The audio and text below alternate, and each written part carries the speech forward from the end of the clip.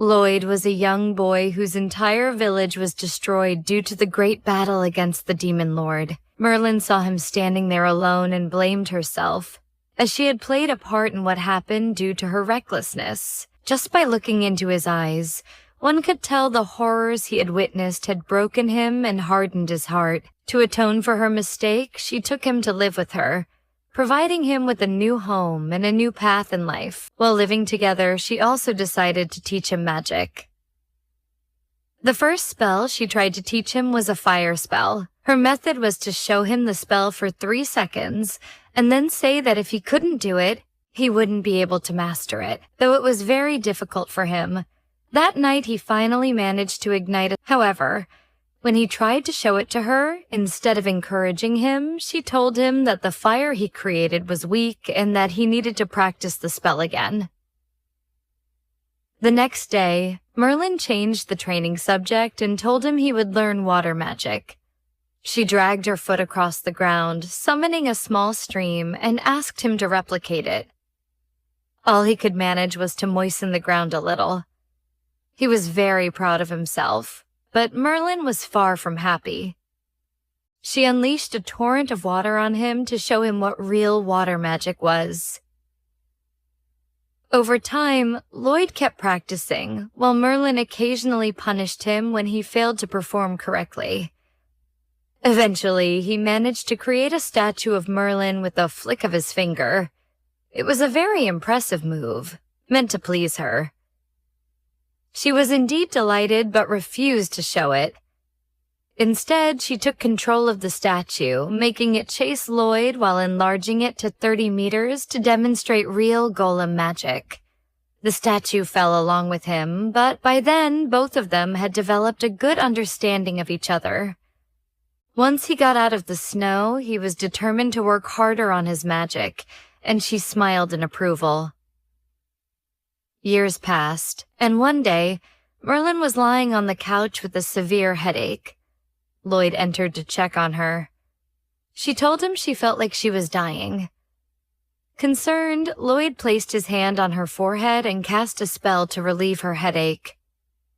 Soon, Merlin felt much better and thanked him before going back outside. This routine continued for years. One day, a letter arrived that worried her greatly. At that moment, Lloyd knocked on the door to inform her that dinner was ready. She began hiding the letter, but Lloyd noticed it. When he touched the letter, all the information in it instantly entered his mind, and he collapsed from the overwhelming knowledge. Merlin was shocked when she realized that Lloyd had the traits of the Chosen One. She placed him on the bed and, deciding not to repeat her past mistakes, cast a light spell on him to protect him from the pride she herself had once succumbed to. The next day, training resumed. This time, she took him into the forest to practice white magic. Lloyd tried it on a single fruit, making it grow fresh and beautiful. Merlin praised him for his skill, but reminded him he still had much to learn. She placed her hands on an entire tree, filling it with greenery, and at night she helped him study, explaining that the magic he knew was very rare, capable of controlling monsters. While flipping through a book, she noticed something called ancient magic. As soon as he read the words, Merlin's expression changed, and she told him he didn't need to learn anything about that magic. Merlin would punish him if he didn't complete tasks quickly. Once he failed to cast a spell fast enough, and she struck his head with her staff, reminding him that no matter how strong he became, he could never neglect his training. Lloyd promised to remain disciplined. She then introduced him to magical stones, explaining that they were frozen magical energy capable of transforming surrounding objects. Years passed.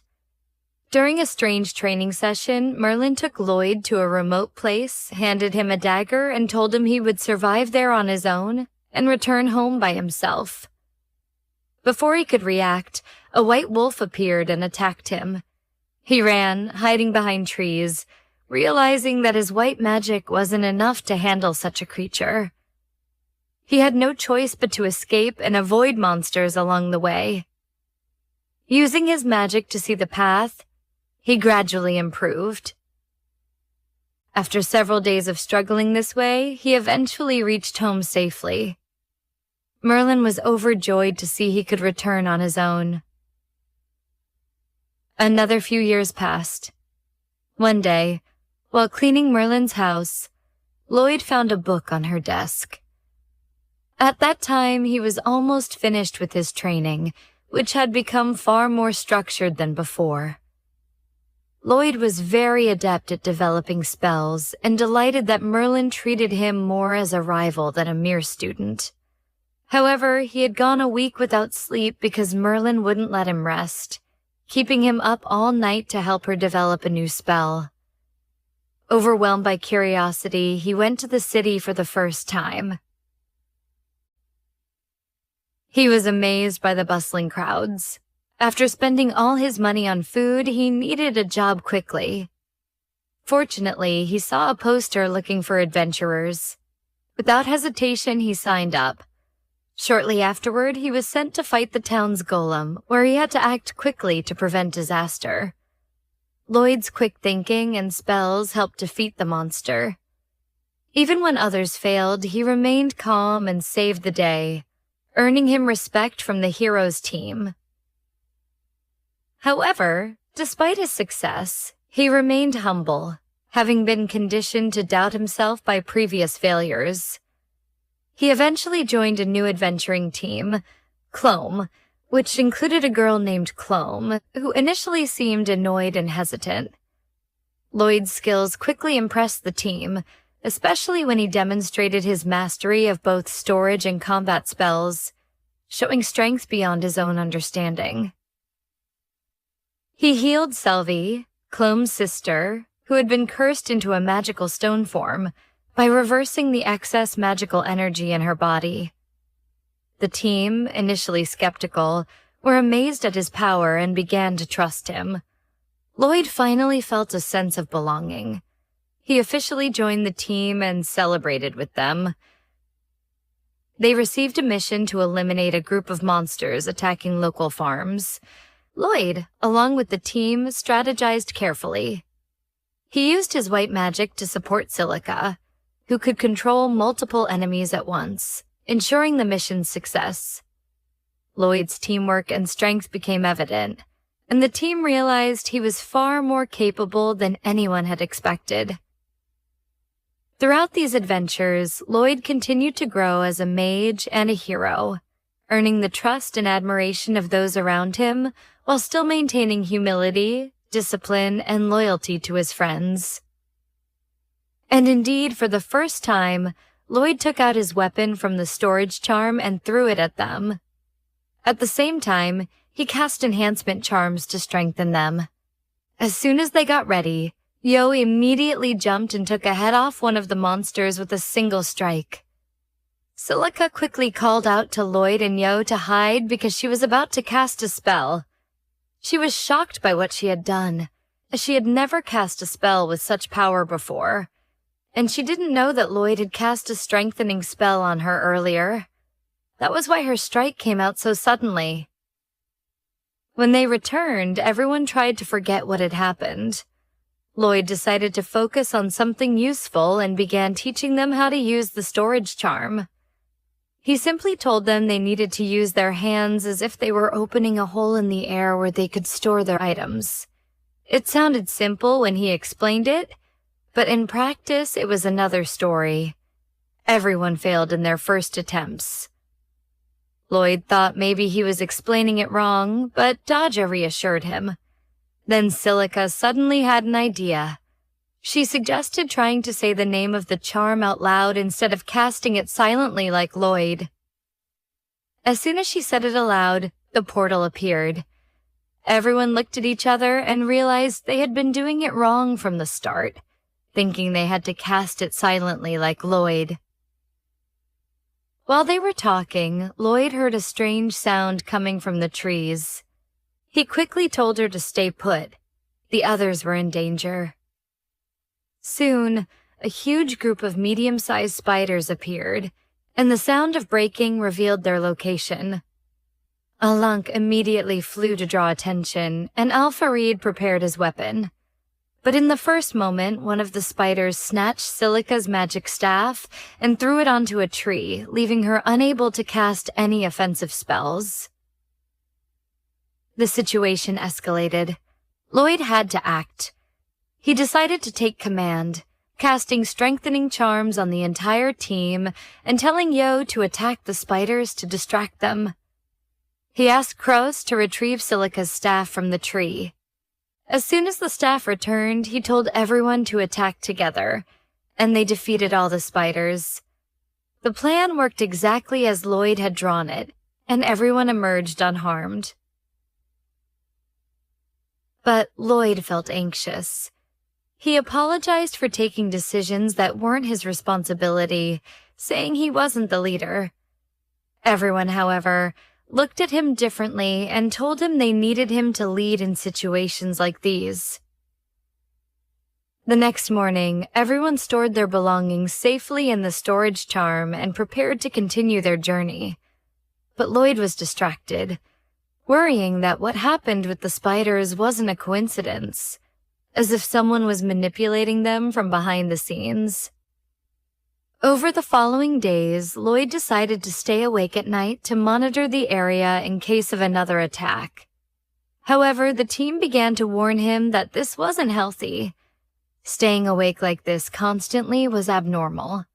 They suggested going back to a rotation system where each person took turns on watch. Lloyd agreed, as he was used to staying awake at night, believing it was the only way he could be useful to the team. But in reality, everyone knew that wasn't true.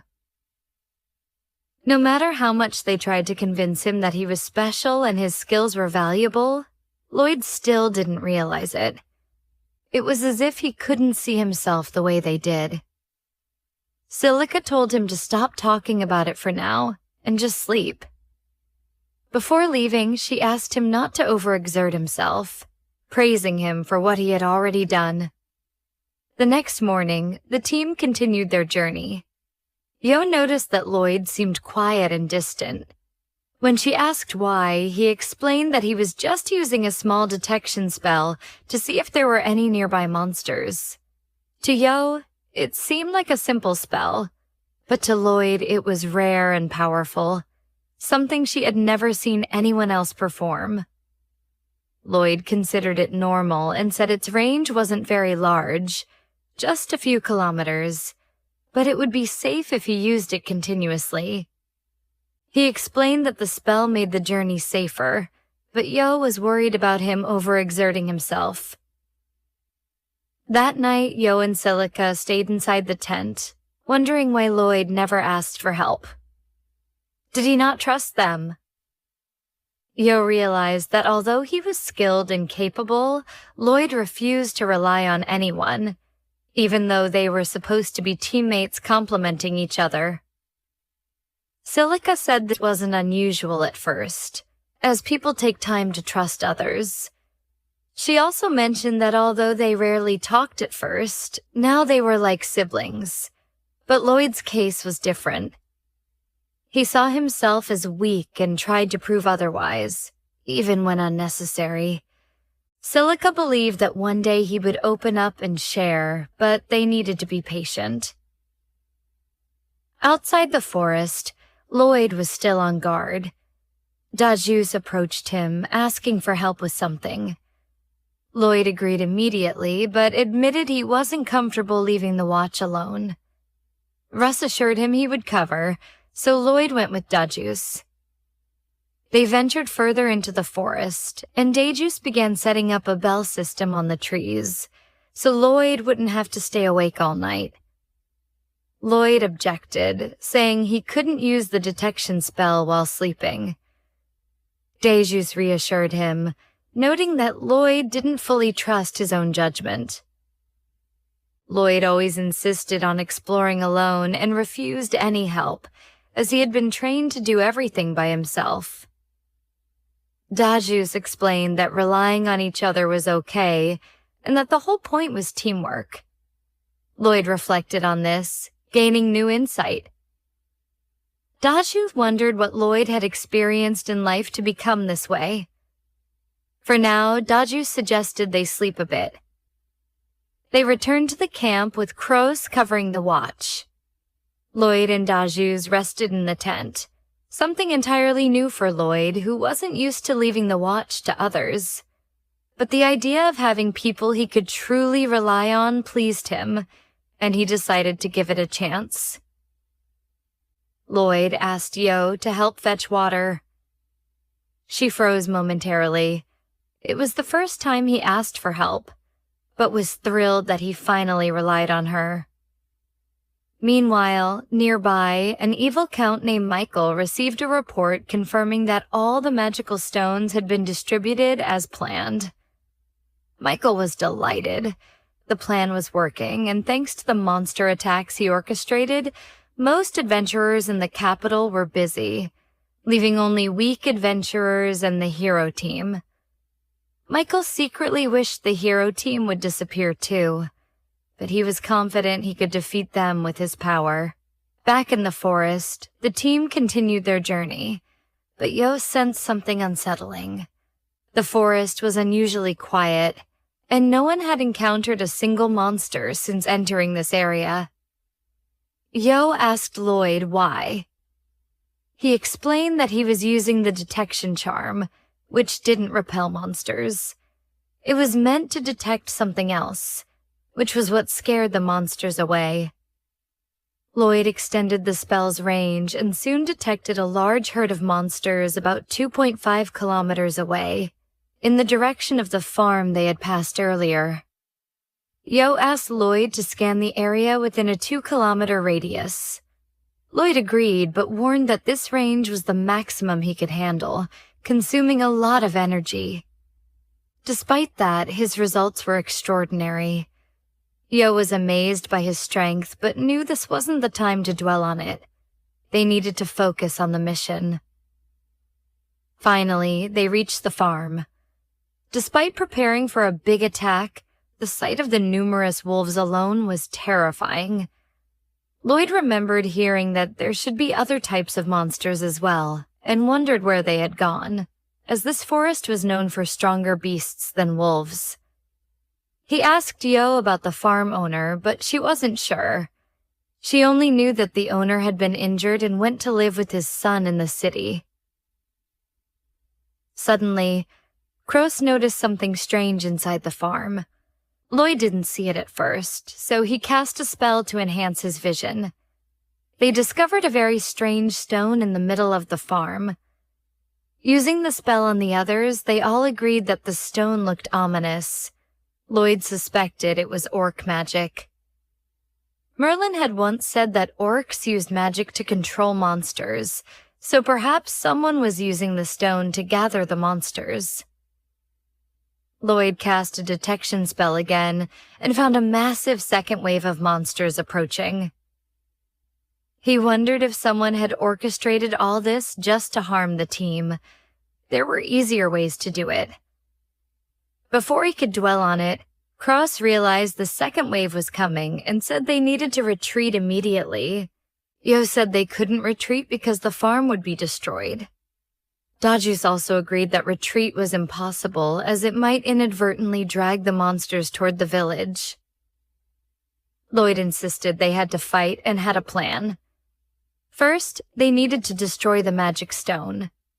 He asked Kroos if he could do it, and Kroos, skilled as ever, could manage it, but the stone was far away and difficult to hit.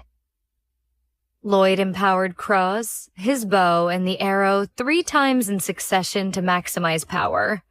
The arrow flew and shattered the stone in a single strike. Kroos was shocked and asked how, and Lloyd simply said he enhanced all 3 simultaneously, a feat impossible for an ordinary person.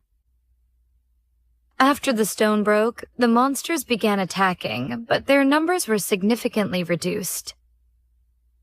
Lloyd wished the monsters would slow down when the stone shattered, but unfortunately, they continued attacking. Everyone took their positions, waiting for the right moment. When the monsters approached, Lloyd gave the signal.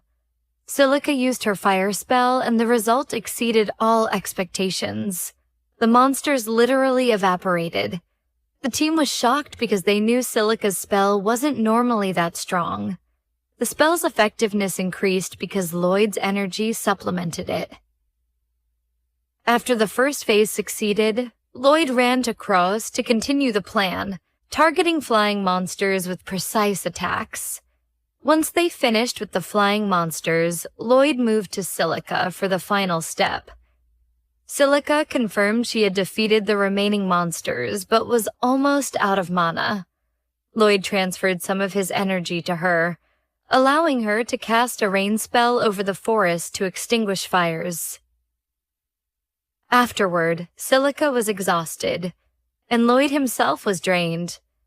Although Yo and the others praised and thanked him for what he had done, Lloyd inwardly only thought about how inadequate he was after facing 4,000 monsters. The first part ends here. What awaits Lloyd and his team will be revealed in the upcoming episodes very soon. Don't forget to like, subscribe, and most importantly, see you soon, my friend.